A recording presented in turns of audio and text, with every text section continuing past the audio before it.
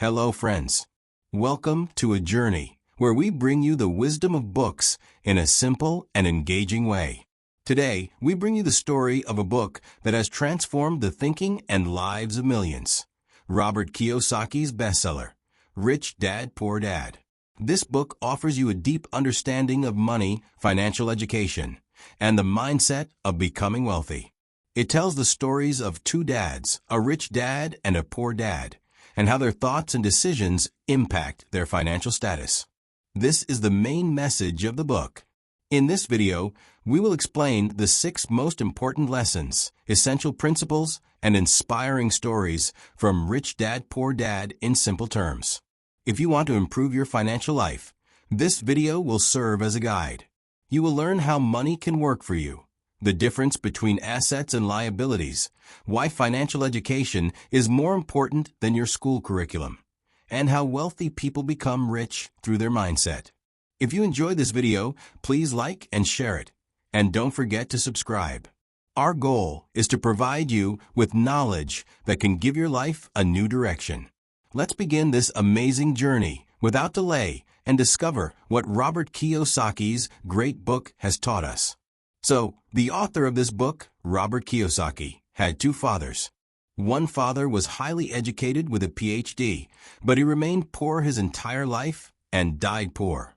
That's why Robert called him his poor dad. On the other hand, his other father wasn't highly educated, but was quite wealthy, so Robert called him his rich dad. Now, you might wonder how someone can have 2 fathers at the same time. The answer is that his poor father, his biological father, had only one dream, that Robert would study hard, get a job in a big company, and secure his future. However, Robert's other father, the rich one, was actually the father of Robert's friend, Mike. He wanted Robert to face challenges in life because some lessons aren't learned in school. They are learned through life experiences. School education can only get you good grades, but life's education teaches you much more. Of course, education is important, but you can't achieve everything by relying solely on it. So, let's find out exactly what we need to do and how to do it. The first lesson states that rich people don't work for money. This might sound a bit strange, but this story will help you understand this line. There was a man who owned a donkey. Whenever he wanted the donkey to work hard, he would dangle a carrot in front of it. Seeing the carrot, the donkey would keep working, lured by the desire to eat it. It had high hopes that one day it would reach that carrot. This became a good trick for the man to get work done, but the poor donkey never got the carrot. Why? Because that carrot was just an illusion. Many people are just like that donkey. They keep working hard, hoping that one day they will become rich, but money remains just a dream for them. By chasing this dream, you can never reach it. So, instead of working for money, let money work for you. When you want to become rich, don't just work to earn money. Because as we step onto the path of becoming rich, our fear and greed start to dominate us. The fear that we might remain poor makes us work even harder. Then our greed takes over, and we start imagining all the beautiful things that can be achieved with money. This fear and greed trap us in a cycle that never ends. So, we work harder to earn more, and then our expenses also increase accordingly. This is what Rich Dad calls the rat race. The result is that we work excessively hard to earn money, spend it, and this is a trap. You must avoid this trap of greed and fear, because most of us who want to be rich fall into this trap. So, don't chase money. Force money to chase you. If you have a job, don't go work just thinking about getting a paycheck every month, because that paycheck can barely cover all your bills. This becomes a monthly story. Then, frustrated, you look for another job and work even harder, but you are still working for money. And that's why you can never become rich. Face the truth.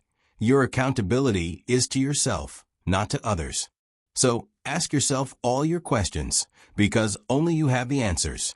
Are you working just for security in your life, a job where you don't fear being fired? Or do you work just to earn a little money, and you think that one day you will become rich this way? Is that enough to satisfy you? If your answer is yes, then I am very sorry for your mindset, because the dream of becoming rich that you have will never come true. You will always live in poverty. But if your answer is no, then your first step will be to remove fear from your mind, because the fear of not earning enough money and greed force you to work without thinking. And this very step pushes us towards failure. Of course, we all have feelings of fear and desire, and that's natural.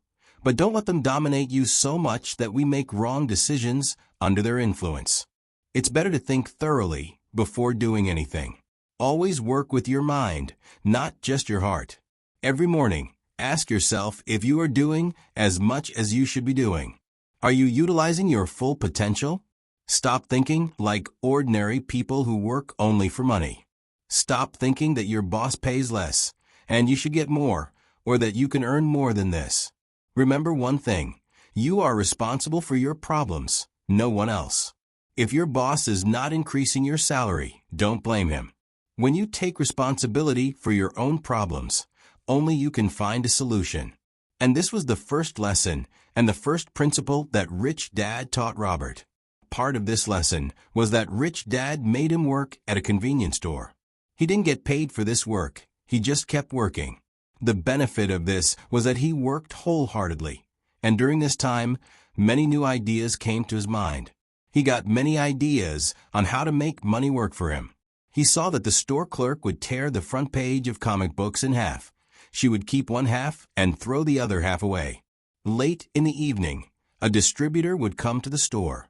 He would take the upper half of the comic books for credit and give new comic books in return.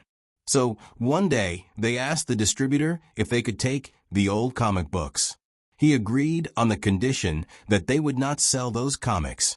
This was a new business idea in their minds. They started renting out those old comic books to their friends and other children for reading. In return, they would charge 10 cents per book. Each book was given for reading for only 2 hours. So, in reality, they were not selling them. They didn't even have to work at the garage where they rented out the comics. They hired Mike's sister for the job, for which she was paid $2 every week. So, in 1 week, they earned $9.5, and thus they learned to make money work for themselves instead of working for money. Now let's move on to the second lesson, which explains why financial literacy should be taught. In 1923, a meeting was held at the Edgewater Beach Hotel in Chicago. Many world leaders and very rich businessmen were part of this meeting. Among them were Charles Schwab, the owner of a very large steel company, and Samuel Insull, who was the president of the largest utility at that time, and many other big businessmen. 25 years after this meeting, many of these people died in poverty, some committed suicide, and many others even lost their mental balance. The real point is that people get so engrossed in earning money that they forget to learn the important skill of how to keep money. No matter how much money you earn, maintaining it is the real deal. And if you learn this skill, then no matter how difficult the circumstances, which are often called emergencies or unforeseen expenses, you will be able to handle them. Or, if you plan correctly, perhaps bad times won't even come. People who win millions in the lottery live lavishly for a few years, but then return to their old circumstances. Most people ask how to become rich or what to do to become rich. The answers to these questions often disappoint people. But the correct answer would be to first learn to become financially literate. Look, if you want to build the Empire State Building, you first have to dig a deep pit and then lay a strong foundation for it. But if you want to build a small house, a 6-inch concrete slab will do the job. But the sad thing is that most of us want to build an Empire State Building on a 6-inch slab, and they do. So, it's obvious that the building will collapse. Poor Dad only wanted Robert to study hard, but Rich Dad wanted to make him financially literate. Most school systems only teach how to build a house, not a strong foundation. School education and studies have their importance, but in real life, they are not everything.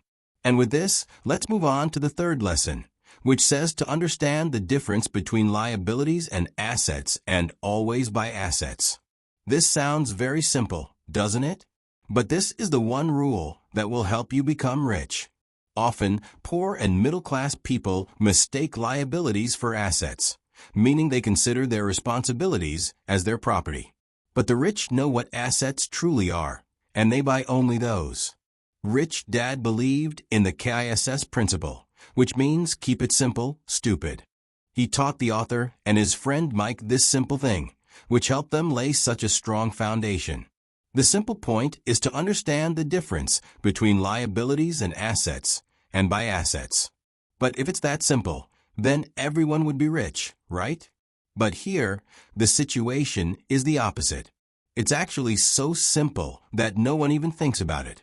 People think they know the difference between liabilities and assets, but they only know about literacy, not financial literacy. This means that an income statement should be considered a profit and loss statement. Its simple meaning is that income is how much money you received, and expense is how much money you spent.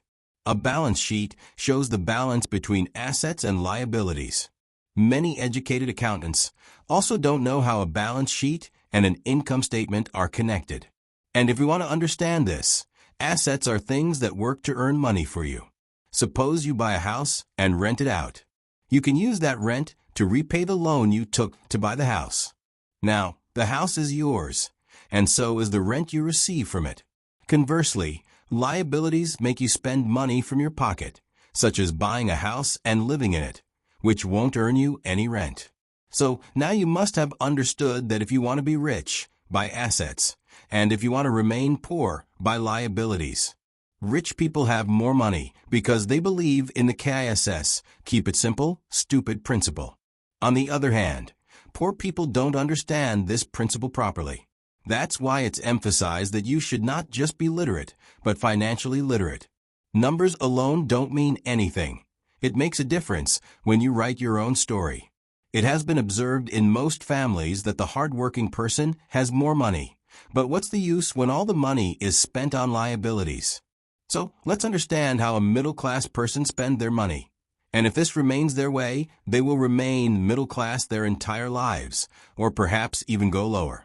Because you can see that all their money is being spent on liabilities, sometimes on mortgages, sometimes on rent, sometimes on car loans, house loans, credit card bills, fees, electricity bills, and who knows what else.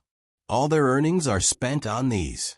On the other hand, there are poor people who have no liabilities, but they also have no assets. They also earn money, get salaries, but all their money flies away in daily expenses.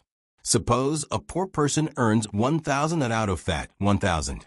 Out of that, $1,000 out of that, $300 is spent on rent for their small house, $100 on transportation, $100 on transportation, $100 on transportation, $100 on taxes, and $200 on food and clothes. So what's left for them? Nothing, and sometimes the even habito take loans, which makes them even poorer. In contrast, rich people plebby assets. Then theorists at CERN their earnings multiply from 4 to 8. Most strict people work smartly, and theorin to tever property to buy on loan. They just try without any effort.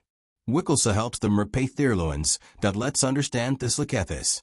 Suppose that the loan installment is $200 on food and clothes. So what's left for them? Nothing. And sometimes they even have to take loans, which makes them even poorer. In contrast, rich people buy assets. Then their assets earn them more money. Their earnings multiply from 2 to 4, 4 to 8. Most rich people work smartly, and they rent out every property they buy on loan. They get rent every month without any effort, which also helps them repay their loans. Let's understand this like this. Suppose the loan installment is $200 on food and clothes, so what's left for them? Nothing, and sometimes the even habito take loans, which makes them even poorer. In contrast, rich people plebby assets. Then theorists at CERN their earnings multiply from 4 to 8. Most strict people work smartly, and theorin every property they buy on loan. They trend every month without any effort. Wickelsa helps them repay their loans, that let's understand this like this. Suppose that the loan installment is 3, they will collect 2 in rent for their house, give 2 in rent for their house, give 2 in rent for their house, give 1 to the bank, and keep $1 in their pocket. So, isn't that earning money without effort? So, the difference between rich dad and poor dad was just a difference in mindset. How to spend your money is the only important thing, nothing else.